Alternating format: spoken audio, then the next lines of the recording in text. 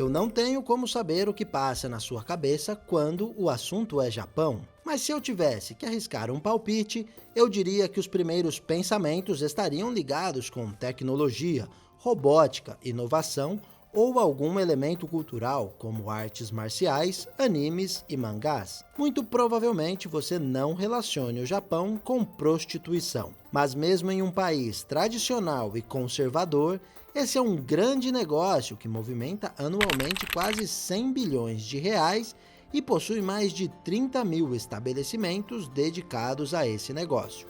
Muita gente se surpreende com números tão altos, principalmente pelo fato de estar proibido por lei pagar por sexo. Então, como podem existir tantos estabelecimentos legalizados? Porque muitas mulheres japonesas recorrem a esses trabalhos. E quais curiosidades existem em uma cultura tão diferente da nossa? Se você quer saber as respostas, preste atenção nesse vídeo, porque até o final vamos ampliar o nosso conhecimento global sobre o Japão. Muitos dizem que a prostituição é a profissão mais antiga do mundo, e em uma civilização milenar como o Japão, ela também existe há muito tempo. Inicialmente, como uma atividade apenas entre os habitantes locais. Porém, a partir do século XV, moradores de China, Coreia e outros países do leste asiático passaram a visitar o Japão e a frequentar seus bordéis. Com o início das grandes navegações, marinheiros de diversas partes do mundo também entraram para a lista de clientes. Durante a Era Edo, que se iniciou em 1603, o governo regularizou o mercado do sexo, criando bairros exclusivos para essa atividade nas principais cidades. As profissionais necessitavam obter uma licença do governo, recolher impostos e existiam inclusive categorias, onde as mulheres eram classificadas de acordo com os serviços que forneciam. Esse sistema de classificação é um reflexo da própria sociedade japonesa da época, que estava toda dividida em classes. Na base da pirâmide estavam as mulheres, que ofereciam somente os serviços sexuais. Já no topo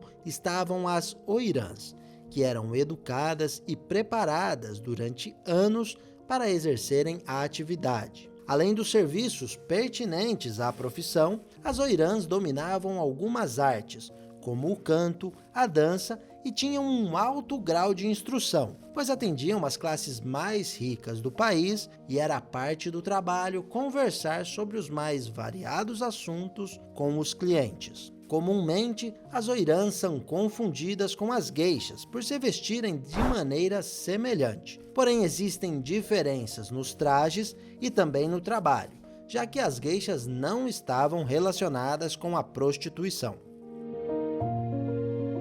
Apesar da criação de bairros exclusivos para a prostituição, ao longo do tempo outras áreas foram ocupadas pouco a pouco, inclusive uma ilha inteira passou a ter nessa atividade sua principal e praticamente única fonte de receitas.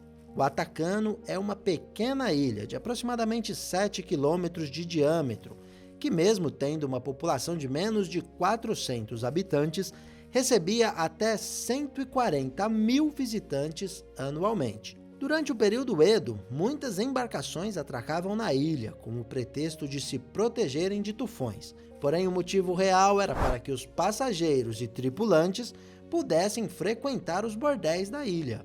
A atividade sobreviveu por séculos, até chegar nos anos 70, onde cerca de um quarto da população de 370 habitantes era garota de programas. Muitos homens cruzavam diariamente os 500 metros que separam o Atacano da ilha principal do Japão em busca de prazer.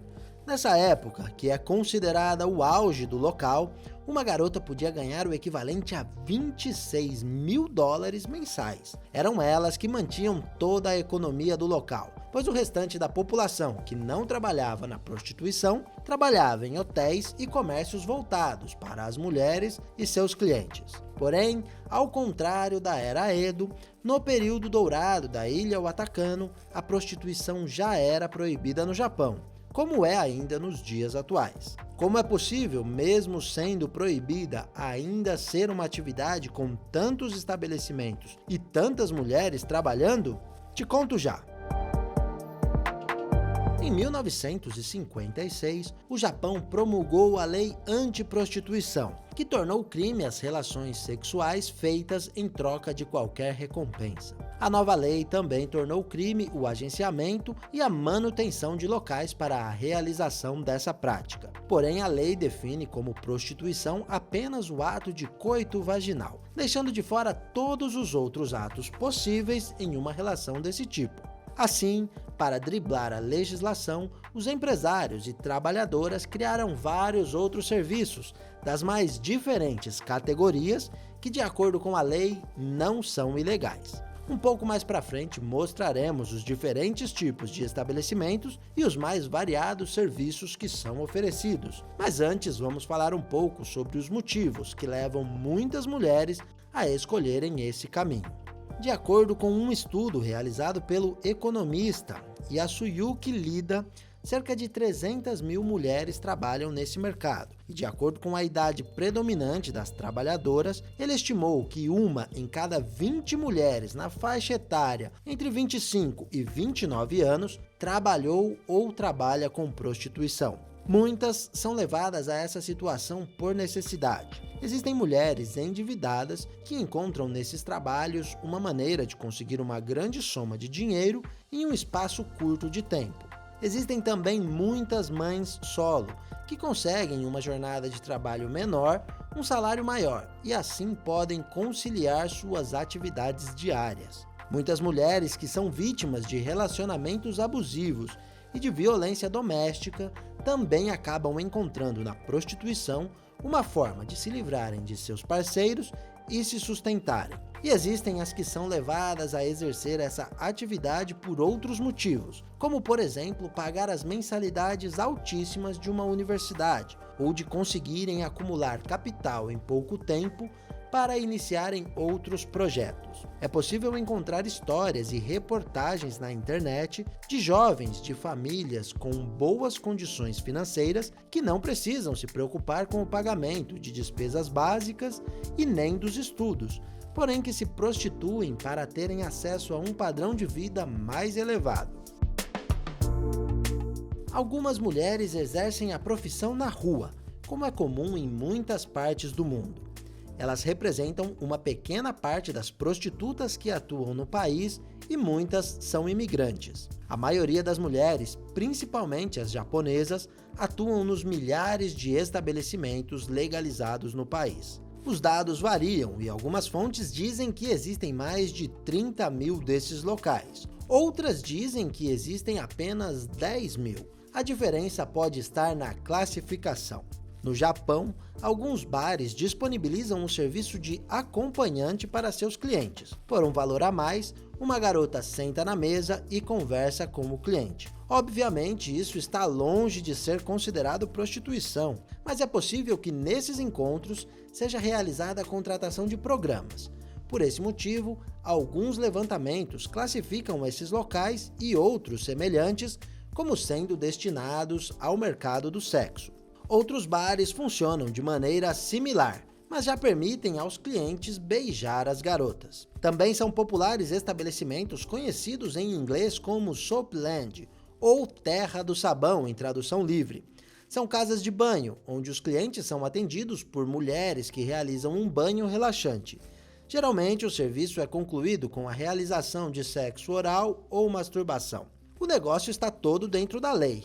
Porém, muitas trabalhadoras acertam valores com os clientes para a realização de um programa completo. Outros estabelecimentos que estão se tornando cada dia mais populares no país do sol nascente são conhecidos como salões rosa. São casas dedicadas à realização de sexo oral. Por necessitarem de uma estrutura menor do que as Soaplands, esses locais conseguem oferecer um serviço mais barato e acessível. Para os clientes que estão em busca de realizar fantasias, existem os clubes de imagens, estabelecimentos preparados com diversos cenários, como vagão de metrô, escola, hospital e outros ambientes. Nesses clubes, as trabalhadoras integram o cenário, utilizando fantasias e realizando os serviços que são permitidos pela lei.